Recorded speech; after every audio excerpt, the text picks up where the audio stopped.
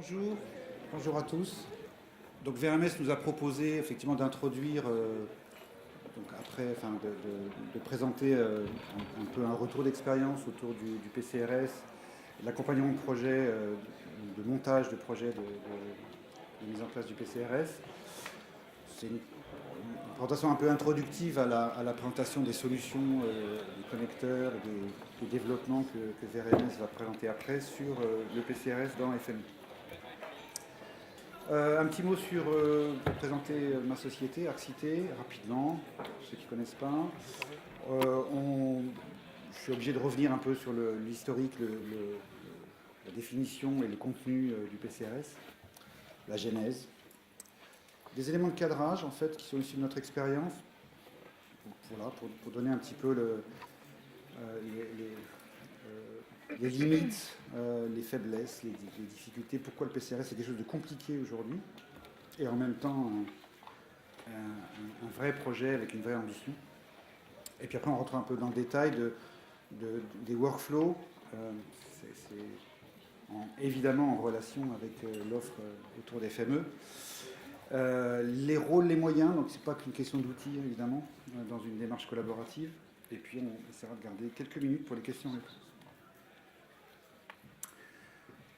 Deux mots sur Arcité. Donc Arcité, bon, c'est pour faire très simple, hein, c'est une SS2I spécialisée dans le domaine des SIG, partenaire de VRMS depuis pas mal d'années, voilà, avec une expertise sur FME. Ma collègue dans la salle, Christelle Buisson, qui est certifiée, que certains connaissent. Et puis une équipe donc, de spécialistes sur les solutions FME, sur GTS, sur les produits développés par VRMS avec des partenariats, des belles références communes depuis pas mal d'années. Historiquement, la société est suisse, d'où la présence à Genève. Et maintenant, on est à Paris et Lyon. Voilà. Certifié ISO 9001 depuis quasiment la création de l'entreprise. C'est une société suisse. Particularité, donc avec une vraie démarche qualité assez rigoureuse. Et puis un effort en R&D, ce qui est paradoxal pour une SS2I, parce qu'on n'est pas éditeur de logiciel, hein, on fait des développements, on fait du conseil, mais sur cahier des charges. On répond à des besoins, on accompagne les clients sur leurs projets. Néanmoins, on essaie d'être en amont, c'est ce qui nous différencie. Enfin, c'est un élément de différenciation par rapport à des grands acteurs, à des grandes SS2I qui ont aussi des compétences SIG. C'est qu'on est peut-être plus rapide à monter en compétence sur les nouvelles technos des éditeurs. Donc il y a quelques sujets sur lesquels on travaille aujourd'hui et sur lesquels on consacre effectivement pas mal d'efforts et de temps en veille. Le domaine décisionnel, le positionnement indoor, on a des partenariats dans ce domaine-là. La convergence SIG BIM qui commence à beaucoup nous occuper, hein, c'est un sujet qui monte beaucoup en puissance. Voilà, quelques références clients. Je commente pas, hein, on est une SS2I, donc on n'a pas de compétences métiers particulières. On n'est pas des experts du transport, on n'est pas des experts de l'environnement ou de l'urbanisme. Donc on travaille dans tous les domaines, beaucoup dans le secteur public évidemment. Pas mal avec des organismes aussi internationaux qui n'apparaissent pas trop ici, l'IAEA, le CERN. Notre présence à Genève aide aussi à ça. Et puis des références plus récentes comme la métropole du Grand Paris, la métropole Aix-Marseille ou Bicircle qui est un projet européen conduit par Engie sur l'économie circulaire. Alors la genèse du PCRS, donc PCRS plan de corps de rue simplifié, hein, tout le monde connaît. L'origine en fait c'est avant même que le PCRS ne germe dans les esprits, l'origine c'est l'arrêté anti-endommagement. Donc on a parlé d'été DICT ce matin. Donc c'est l'arrêté anti-endommagement des réseaux qui a généré les DT DICT et le portail de l'INERIS. Évidemment, donc, une obligation pour les exploitants de réseau de positionner leur réseau en 3D avec des échéances, un calendrier, des exigences de précision, etc. Bon, ce que vous connaissez. Et du coup, la question s'est posée, on géoréférence les réseaux sur la base de quoi? Donc la loi, enfin l'arrêté, c'est pas une loi, l'arrêté dit le fonds de plan employé est le meilleur qui existe, fourni et mis à jour par l'autorité locale compétente. En gros, démerdez-vous, voilà, c'était ça le texte. Donc très vite, effectivement, les gestionnaires de réseau, les grands gestionnaires de réseau, les grands exploitants de réseau et les collectivités, à travers leurs associations, sont mis autour d'une table en disant, bon, peut-être c'est l'occasion de faire quelque chose en commun et de mutualiser nos efforts pour avoir effectivement un référentiel topographique de la voirie utilisable au moins pour ça. Au moins pour ça, d'où le simplifier. On y reviendra.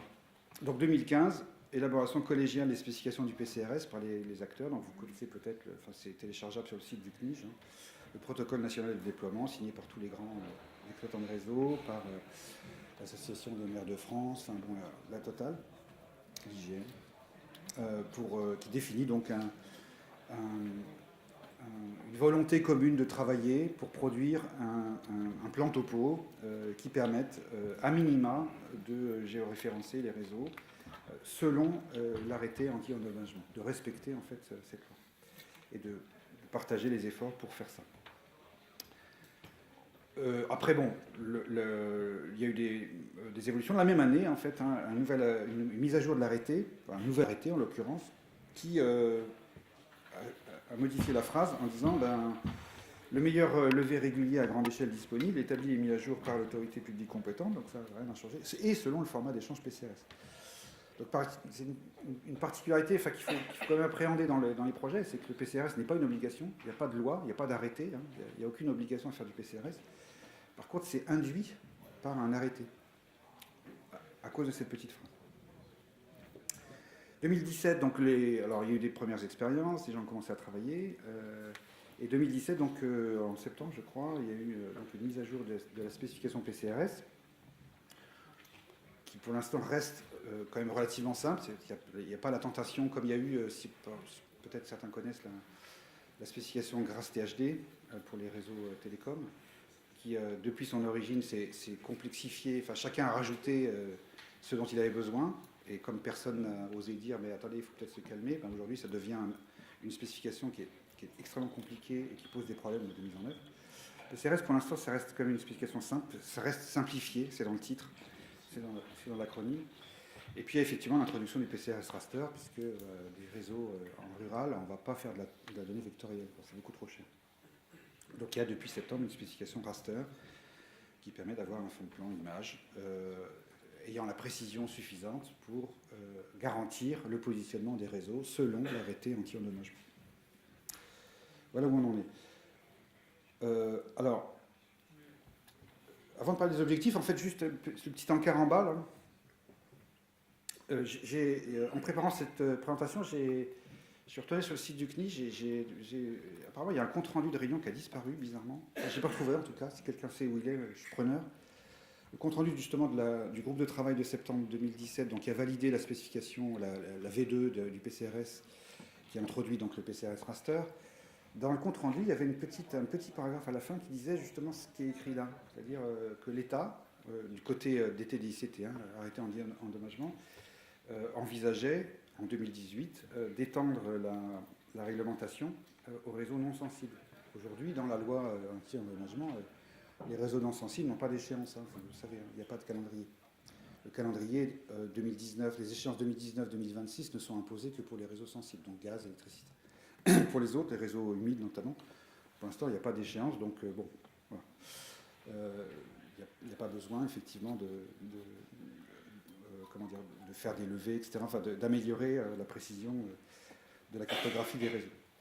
Donc apparemment, il y aurait une probable extension de la loi et un calendrier donc, qui serait le même pour les réseaux sensibles et les réseaux non sensibles, qui serait 2026, c'est-à-dire que c'est assez rapide quand même, hein, si on considère le kilométrage de réseaux non sensibles, enfin les réseaux humides, j'ai aucune idée, mais si on imagine le kilométrage de réseaux humides en France, qu'il va falloir géoréférencer selon les spécifications de l'arrêté anti-endommagement, ça fait un peu peur, quoi, même si c'est 2026.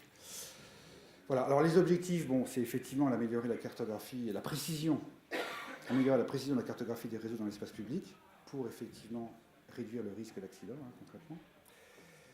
Et puis après, il y a effectivement des objectifs plus techniques, plus économiques, hein, de partager un référentiel, avoir un référentiel topo unique pour tous les réseaux et mutualiser sa production. On verra que, enfin, juste par rapport à ces objectifs, clairement, il y a des forces centrifuges en fait sur le PCRS, c'est-à-dire que les objectifs des acteurs ne sont pas les mêmes. Ce qui freine le montage des projets, ce qui rend assez difficile les tours de table.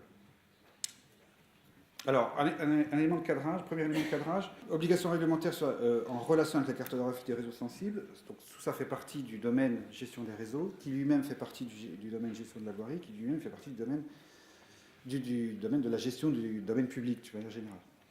Voilà. Donc, ça permet de comprendre aussi les différences d'attente en fait, hein, des acteurs hein, par rapport à ce projet, cette démarche PCRS. Beaucoup de collectivités, évidemment, aujourd'hui disent bah, c'est l'occasion, effectivement, de constituer un référentiel voirie complet et pas uniquement simplifié, pas uniquement les éléments de repérage permettant de positionner les réseaux. Sauf que les gestionnaires de réseau, ils disent oui, mais ça, nous, on ne va pas le financer parce que ça ne nous intéresse pas. Voilà, donc bon, éléments de force centrifuge qui sont liés en fait à cette problématique d'emboîtement des différents besoins. Bon. Néanmoins, le PCRS a été conçu comme la première brique, effectivement, d'un référentiel voirie standardisé, interopérable, uniforme à l'échelle du territoire, à terme, 20, 30 ans, je ne sais pas trop. Mais c'est ça quand même l'idée. Deuxième slide sur le cadrage. Quand même à noter, enfin, nous, quand on a découvert le PCRS, comme tout le monde, on a quand même la première chose qui nous a sauté aux yeux, c'est ça, quoi. C'est un cadre national, des spécifications concertées, une démarche partenariale en termes de mise en œuvre, et à l'initiative locale, c'est sans précédent dans notre domaine. Voilà. Et du coup, c'est perturbant parce que si on prend l'exemple du PCI, la numérisation du cadastre. Il y avait un cadre national, il y avait des spécifications pas vraiment concertées, hein, c'est les spécifications de la DGI, ceux qui ont travaillé là-dessus s'en rappellent. C'était partenarial, mais très très encadré par la DGI à l'époque, oui, effectivement, pas la DGFIP, la DGI à l'époque. Et puis effectivement, c'était d'initiative locale, mais c'était extrêmement encadré, avec un modèle. Le modèle était reproductible. C'est-à-dire qu'en gros, la convention cadastrale d'une collectivité avec une autre, c'était la même. Après, c'est pas forcément le même tour de table, mais c'était la même. Donc c'était relativement facile à mettre en œuvre. Là, on est dans un contexte où, justement à cause de ça, le cadre il est variable. Donc il y a un tronc commun. Bon, il y a une spécification PCRS, une doc technique, modèle de données, format GML, ça c'est clair. Mais en fait, chaque projet a ses particularités. Les besoins du Grand Lyon ne sont pas les mêmes que le département de la Mayenne, qu'on a accompagné sur ces sujets-là, par exemple. Le PCRS, la loi s'impose de la même façon en zone rurale, dans un bourg de province, où il peut y avoir effectivement les réseaux sensibles, que dans une grande agglomération.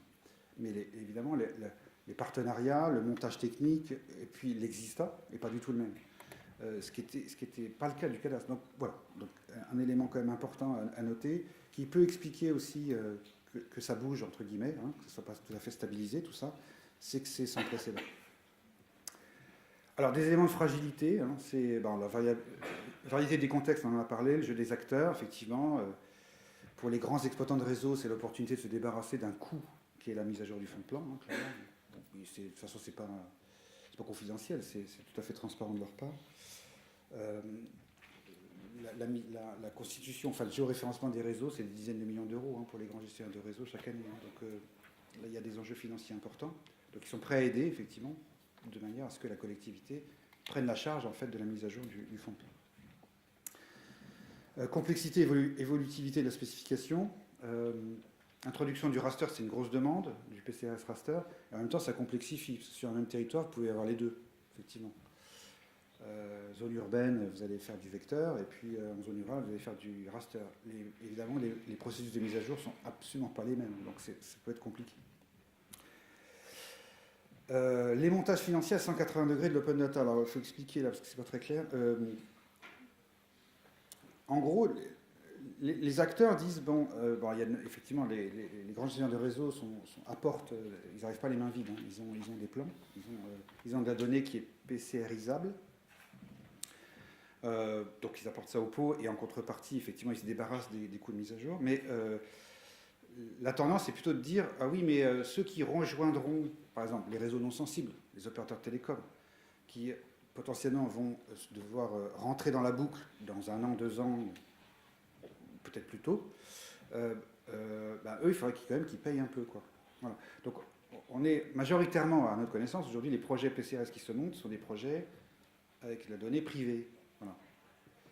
Ce qui est quand même paradoxal, quoi. C'est qu'on est dans un cadre national, avec des spécialisations concertées, une démarche partenariale, enfin, un truc qui est quand même du domaine public. On est sur la constitution d'un référentiel voirie standardisé national, mais qui, pour l'instant, a toutes les chances d'être privé et payant, quoi, pour ceux qui voudraient s'en servir plus tard. C'est en tout cas un des paradoxes et d'une fragilité du projet PCRS, la démarche PCRS. Et puis peu de retours d'expérience, enfin, il y en a, mais c'est très hétérogène, quoi. Il y a déjà des gros échecs, peut-être certains en ont entendu parler, des marchés qui ont été cassés, enfin, des trucs un peu durs quand même, dans la production des données, des prestataires qui sont un petit peu qui suivent les plâtres, hein, clairement, sur ce sujet-là. Voilà. Donc ça reste quand même délicat techniquement. D'autres éléments de faiblesse, le cadre national ne précise pas les rôles. Ça aussi, si on compare avec la démarche de numérisation du cadastre, c'est un élément de différence. Le cadre national dit, techniquement, voilà ce qu'il faut faire, mais qui fait quoi? Il n'y a pas de dispositif national de support. Si on fait une comparaison avec Inspire, bon, c'était une réglementation européenne, mais peu importe, sa mise en œuvre en France a été quand même accompagnée par l'État, avec des ressources. Voilà. Vous pouviez appeler Marc Léaubé pour venir expliquer Inspire dans votre collectivité. Là, il n'y a aucun support. Voilà, donc chacun se débrouille. L'initialisation est complexe. Bon, effectivement, se mettre d'accord sur le montage pour créer le PCRS sur un territoire, c'est déjà complexe. Donc du coup, la problématique de mise à jour, comment on va faire après, qui va faire quoi, en général, c'est pas très anticipé, quoi. Enfin, c'est ce qu'on a constaté dans les projets sur lesquels on a participé. Voilà, donc il y aura d'autres surprises plus tard. Et puis, je l'ai évoqué, effectivement, le PCRS est une nécessité pour respecter une réglementation, celle de l'arrêté anti-endommagement des réseaux, mais c'est effectivement pas une obligation. Clairement, on peut garantir la précision des réseaux avec des fonds de plan. Et donc, il y a des grandes collectivités qui ont des fonds de plan topo 200e depuis des années, qui sont largement suffisants pour effectivement géoréférencer les réseaux. Donc il n'y a aucune raison qu'ils l'adaptent, enfin il n'y a pas de raison a priori, en tout cas pas d'obligation, à ce qu'ils l'adaptent au format PCRS.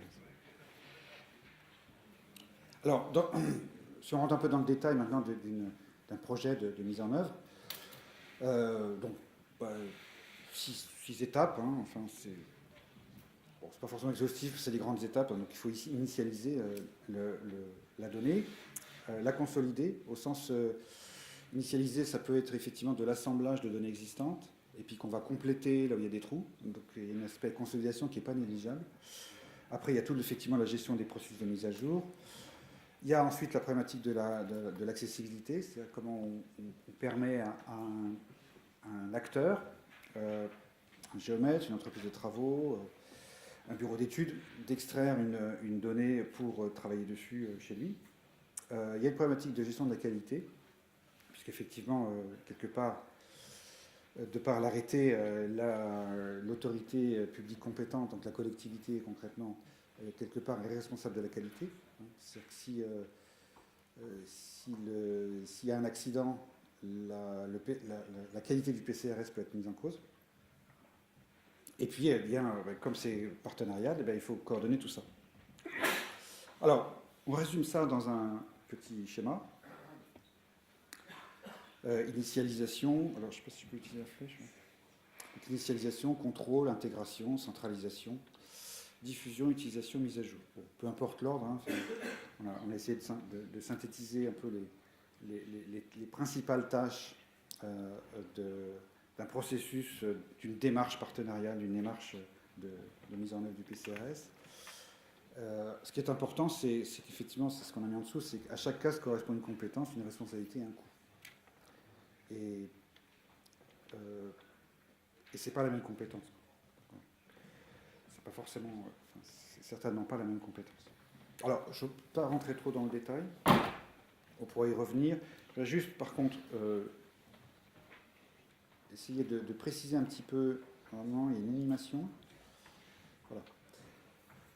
Sur le thème rôle et moyens, en fait, hein, le périmètre d'une plateforme mutualisée par rapport à l'ensemble des tâches, les moyens techniques en fait, qui peuvent être mutualisés, ils sont regroupés dans le rectangle. Là. Donc c'est effectivement les éléments les fonctions de contrôle, les fonctions d'intégration, l'aspect stockage évidemment, et puis l'aspect diffusion.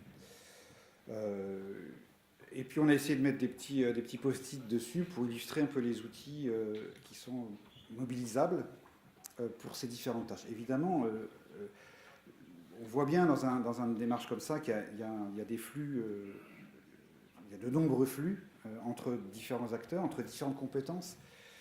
Je pense que c'est ça qui est important en fait, hein, c'est cet aspect, les compétences mises en œuvre pour chacune des tâches sont très variées. Et du coup, c'est un élément de complexité des flux. C'est-à-dire qu'effectivement, entre le prestataire, l'entreprise, la structure qui va faire les plans de récolement, et puis la structure qui va permettre la diffusion sous forme de flux du PCRS, on comprend bien que ce n'est pas la même compétence. Pourtant, ces gens-là, pas forcément directement, doivent s'échanger des données, et la donnée doit circuler entre ces différentes personnes. Du coup, effectivement, l'idée, évidemment, c'est que FME est particulièrement adapté à ce genre de contexte, globalement, où il y a une multitude d'acteurs, une multitude de flux, et potentiellement une multitude de formats. Bon, la spécification, c'est pas une norme. La spécification PCRS, c'est du GML. Donc déjà ça, voilà, ça simplifie pas forcément les choses par rapport aux formats les plus courants, DAO ou SIG. Il y a effectivement des obligations en termes de précision, en termes de catalogage, de métadonnées, de production de métadonnées sur le PCRS. Voilà. Tout ça peut être effectivement fluidifié, entre guillemets, automatisé, contrôlé avec FMI. Voilà ce que je voulais vous dire. Donc ça nous laisse 5 minutes pour les questions-réponses. Merci.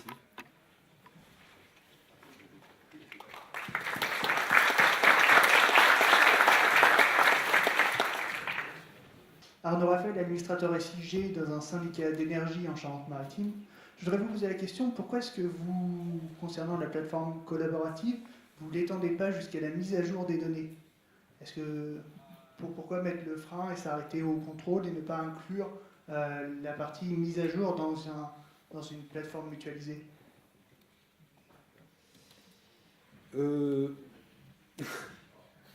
Alors, dans ce schéma, si on reste sur ce schéma, parce que bon, on a travaillé sur d'autres schémas dans des contextes particuliers, mais dans ce schéma-là, qui est un peu générique, dans la mise à jour, on a mis l'aspect récollement, l'extraction d'un plan de récollement de ce qui concerne le PCRS, parce qu'entre un plan de récollement et le PCRS, c'est pas la même chose. Hein. Le raccordement, au sens où on part dans un schéma de mise à jour, on extrait un carreau où, bon, il y a plusieurs méthodes, mais ce qui est préconisé par la spécification, c'est de travailler quand même sur des folios. Hein.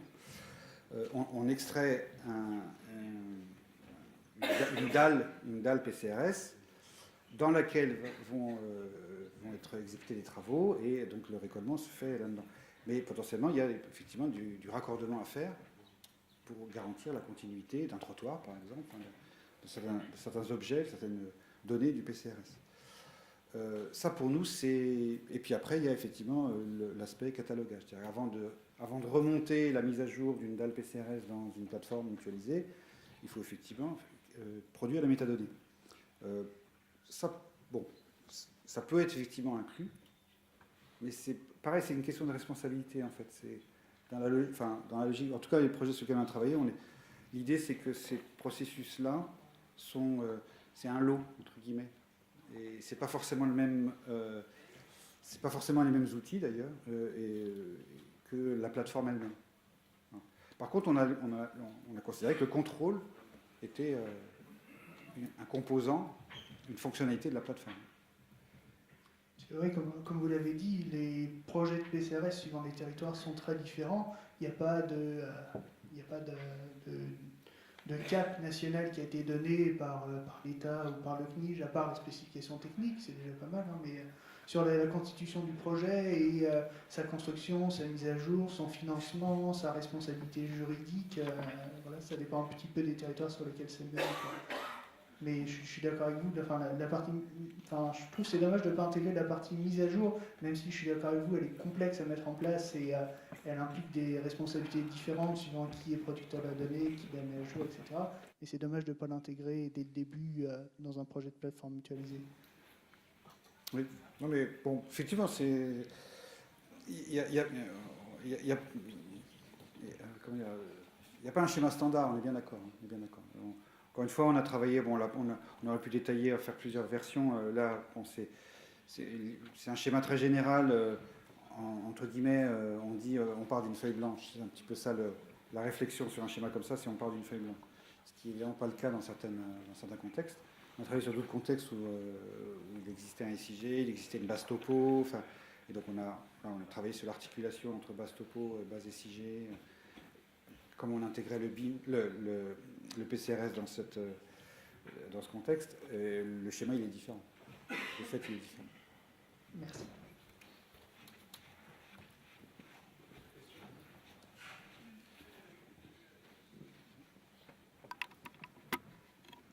C'est bon? Merci beaucoup.